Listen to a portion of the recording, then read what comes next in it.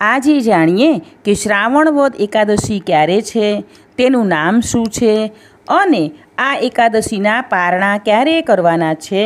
શ્રાવણ વદ એકાદશીની તિથિ શરૂ થાય છે તારીખ 18 ઓગસ્ટ 2025ની સાંજે 5:22 જે આ તિથિ સમાપ્ત થશે તારીખ 19 ઓગસ્ટ 2025ને બપોરે 3:32 ઉદયાતિથિ અનુસાર એકાદશીનું વ્રત તારીખ 19 ઓગસ્ટ 2025ને મંગળવારે કરવાનું રહેશે।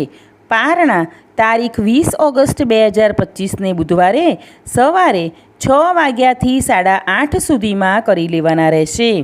આ એકાદશીનું નામ છે અજા એકાદશી।